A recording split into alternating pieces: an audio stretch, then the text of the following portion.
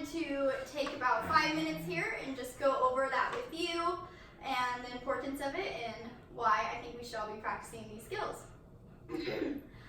First of all, I think that it's really important to better your communication skills because it betters yourself, it betters how you speak to others, it helps your professional relationships and your personal ones. Another thing is verbal communication, listening, emotional intelligence, and group communication. Like right now, I've learned a lot of skills, especially with verbal communication. That's one that I kind of isolated over these past couple weeks that just I wanted to improve the most because in this course at the very beginning we took a communication assessment and that was the one I scored the lowest on was verbal communication. So I decided I wanted to, I know, surprising. So I decided that I wanted to focus mainly on that one so I could improve my communication skills mostly at work and just build my professionalism there. So is there any questions so far? Yes, Brayden. Do you guys learn about nonverbal communication?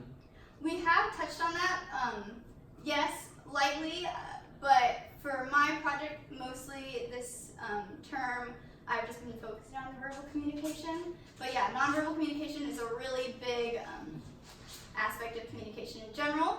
And again, mastering nonverbal communication as well as verbal is really important because they go hand in hand when you're communicating anything to other people. Again, whether it's professional or with relationships, parents, best friends, boyfriends, girlfriends. It's really important, both nonverbal and verbal. Okay, so when I was focusing on verbal communication, I was mostly focusing on it at work, where I asked my boss, Kathleen, she's also a really close kind of friend of mine, and I asked her if she wouldn't mind just help pointing me in the right direction when it came to verbal communication. So her and I work a lot closely together, so I would just ask her, hey, after I talk to the customer, how did I do? Like, gee, could you know anything that I can improve on there verbally? Is there anything that you noticed that I could have done better? Anything that I did really good on? Anything that I might have left out when talking to the customer? And I found that really helpful with Kathleen just because her being my boss, she saw that I was motivated at work, so that also like gave me some brownie points there. And then it also helped me improve my skills at work with talking to customers, talking to her as my boss, talking to other coworkers. And I found out that by a couple weeks into it, she was even telling me to communicate things to the other coworkers. Even though I haven't been there the longest, I've actually been there, I'm the newest hire. So that was really cool, just getting really close to her and having her kind of fill me in on things to tell other people, send out mass emails. And I think a big part of it that has to do with the skills that I told her I was trying to improve. And I also got really good feedback from the boss ahead of her too, just saying how they really saw a future with me corporately and how I was doing really well and they were really proud of me. And I think, again, a big part of that is all about communication. Any questions now so far, getting into it? Okay, that's okay.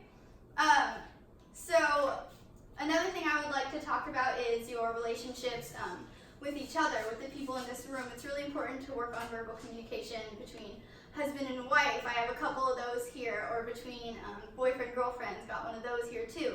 It's just really important to improve your relationship, to make sure you guys are on the same path, and especially with male and female, there's such big differences in communication that it's so important that we are just working really hard at it, because as people we kind of naturally sometimes butt heads, or we just naturally really don't communicate well together as different genders. So it's been really cool learning about that too, learning about genders incorporated in communication and how sometimes as girls, for example, we can really work things up in our heads and thinking that he should know exactly what we're thinking, where in his head he has no idea what we're talking about. That was another kind of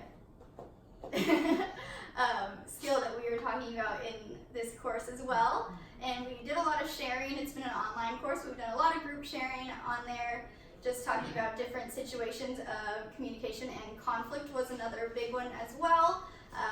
I was really able to relate with this because I live with roommates and I can experience conflict almost on the daily with them, whether it's something super duper small or something a lot bigger that's a lot more frustrating. It was really cool to be able to take the skills I was learning in this communication class on conflict and talking it over with them, or just going back and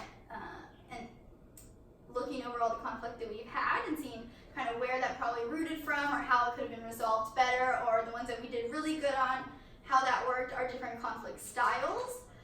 Again, I've also taken that to the workplace where it's like, well, I know I need to talk to this coworker about something, and I know that she kind of has a tendency to do this kind of conflict style where she kind of avoids it, whereas another one, maybe they kind of own up to it right away, and then another one maybe projects it differently and they don't want anything to do with the conflict, and they kind of just hold tight to whatever they're saying is true and don't really have any ability, it seems like, to listen to you. So it was really interesting using these different conflict resolution skills at work because there's so many different people that have different, like I said, forms of conflict. Same thing with friends or parents that maybe have different forms of conflict. It's easy now to look into that and see, oh, like that's how I can talk to mom easier, that's how I can talk to dad easier, or friends. Again, I think that these communication skills have been really helpful in all aspects of my life, and I would really encourage them for all of you. Any questions now? Yes? Do you think that it's easier, okay, so when you look at communication, do you just look at that one person and say, this is how I should communicate with this person, and it's totally different than what I communicate with that person? Because of their personalities. Yeah, I would say yes, and sometimes it goes more beyond personalities where it's like, I might be like the sweetest person, but I avoid conflict like no other. And one of my roommates is also really sweet, but she doesn't really avoid contact. She's like not afraid to just jump right into it. So I think that for someone coming at us with conflict, let's say our third roommate, she would definitely have to approach us differently. Like for me, she probably has to ease into it a little bit more because I might become more defensive or more avoided, where the other roommate, she might totally just like dive into it too. So instead of easing in with her, she can kind of just go straight into it and say like, this is exactly how I feel. Does that kind of make sense? Yes. So it does differ from everyone. So that's why, again, I think this class is so important to know these skills, because then you just have such a better assessment of people in your head and of how you can talk to them in general, or like I said, conflict with them, verbal communication, nonverbal communication. Another thing that I learned is kind of just not to take everything so seriously. I have another coworker that she's very much she has a lot of nonverbal cues that I can pick up on, and sometimes I feel like they can be really rude, like I feel like she ignores me sometimes, or that she just isn't listening to me. And I've kind of learned that's just who she is. Sometimes she doesn't mean to do it. And I look at someone like that and it's like, wow, I really wish that you were given the chance to take this class, because you would also understand, oh, like I'm communicating by not even meaning to, by my nonverbal cues. I'm communicating something to someone, even if they don't mean to, even if they're not even trying to be rude or communicate something, that's just what they're doing. So again, that's why I think it's so important that all of you have the chance to take a communication class so you can build these skills up, so you can improve your personal relationships, your work relationships, your professionalism in general. The number one thing I think they tell you when you walk into communication class is, oh, you'll be great at job interviews after this. And I think that's so true, because after knowing all these different forms of communication, you can really bring yourself better on the table. You can show your hopefully future employer exactly how you communicate, and these skills that you now have in your back pocket. You're like, I can look at all these different people, talk to them, realize how they manage conflict after having conflict with them, or how they communicate, how they non-verbally communicate, or how high their emotional intelligence is, and if I need to pretty much help them, give them guidance through emotional intelligence if they're not understanding how I'm feeling, or if I think something that they did was rude but they don't see that because they don't have very high emotional intelligence, then just helping them out a little bit extra with that. So it really does have a lot of skills that you can use in this course, and I think it would just be really good for all of you in your different jobs and your different life areas with your different relationships.